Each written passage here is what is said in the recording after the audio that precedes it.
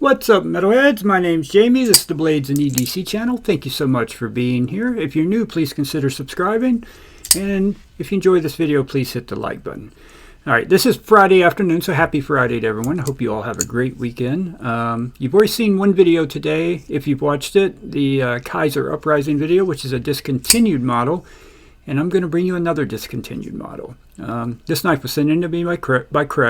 Craig's Instagram is linked below. And guys, in all the videos where I am showing you a knife that someone sent in, I will try to link their Instagram, their YouTube, whatever they have below. Give them a follow, because without guys like Craig or Brian or Chris Q-Ball, Will, Steven, and I'm probably leaving, I know I'm leaving some people out. I couldn't make all these videos, so give those guys a follow. They're good people. They love knives. They're knife junkies just like me and you. If you're watching this video, I assume you are. And so give them a follow. They're good people. Alright, this is the Benchmade Nakamura. And Nakamura is the designer of this knife. And I've done some research on him. And for all I see that he makes, he is in Japan, by the way. And he's Japanese. He makes some gorgeous kitchen knives that are extremely expensive. Extremely expensive custom kitchen knives.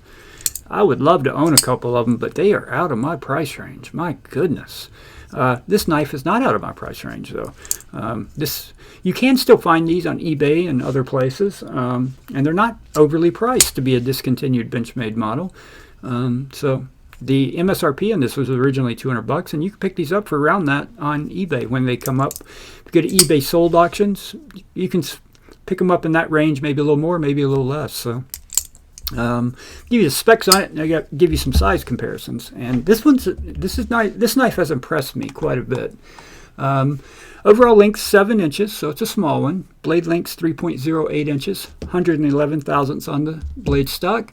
Bowler M390 blade, drop point, flat grind, stonewash finish. Plain edge, handles 0.57 inches, handle length 3.95 inches. It's tip up right hand or left hand carry. And thumb stud action, and it's made in the USA, although it has a Japanese designer. So I haven't really read the story about how this collaboration happened. I'm not sure if he's collaborated with any other folding knife makers. If so, comment below and let me know. Has he worked with anyone else to design a folding knife, or is this his only one that he did with Benchmade? Because I really like this knife. It's impressive for a Benchmade for sure. All right, let me give you some size comparisons. I'll do a few similar in size, and I'll do some Benchmade comparisons, and we'll talk about the differences between this one and some of the other Benchmades I have here. Here's the Maxace Black Mirror. I have an overview coming of this soon. Here is the F5.5 from Urban EDC Supply. Also, a overview coming of that one soon. And here's the Ling Ma Cuff 3.0. I think it's appropriate to have a kitchen knife next to this knife. Maybe, maybe not. Overview coming to that one soon also. All these knives I just showed you that I said overviews coming soon. Sneak peek here. They are all fantastic. All of them are. I'm going to show this just because I love it so much. And you're not going to have one to compare it, but I'm just going to show it anyway. This is the Blade Chopped Spyderco Capara. Man, goodness gracious, what a great knife. Alright, what else we got here in the same size? How about the Ferrum Forge Stinger? A little shorter than the Stinger. What else we got here in the similar range?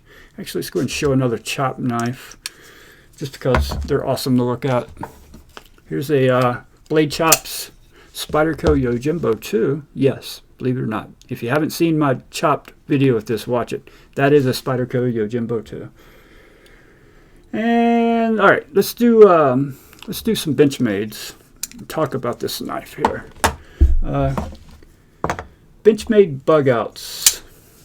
Got a couple. We'll use this one as a comparison. It's quite a bit, I don't know, 3/8 of an inch shorter than a bug out, but thickness is where it's a pretty big difference here.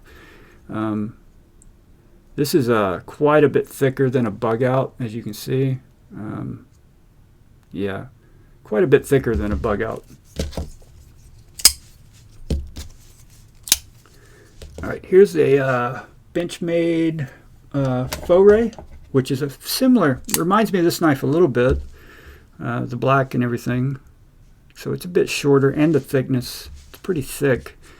Most people think of Benchmade, they think of this, super thin, lightweight, but this a little heavier. Oh, I didn't even tell you the weight, did I? This is 3.5 ounces, so it's not super heavy or anything. Here's a Benchmade Griptilian.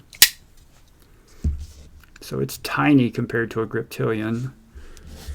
And here's a Benchmade Mini Freak.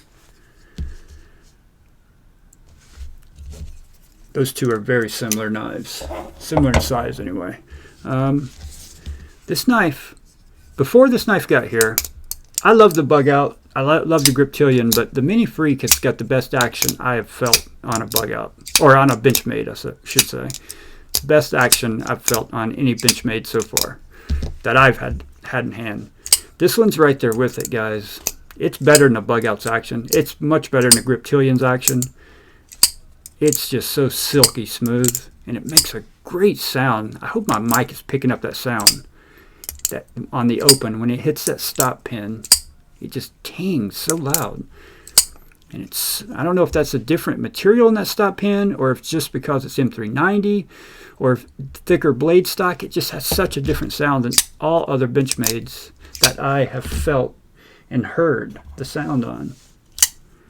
These are more thuds. This one has a good ting to it. So even the Foray, yeah, totally different sound. I'm going to give these two a tie, the Mini Freak a tie with the Nakamura on action, because they are both fantastic. But this is, I don't know, I think Nakamura is better. I really do.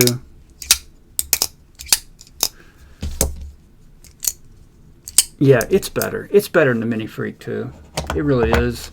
Ergonomics are really good on this knife.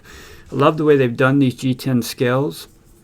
It reminds me of like a Boker Kalashnikov a little. I mean, it's totally different, but looks-wise, it kind of reminds me of that, the scale, the way they've done that pattern.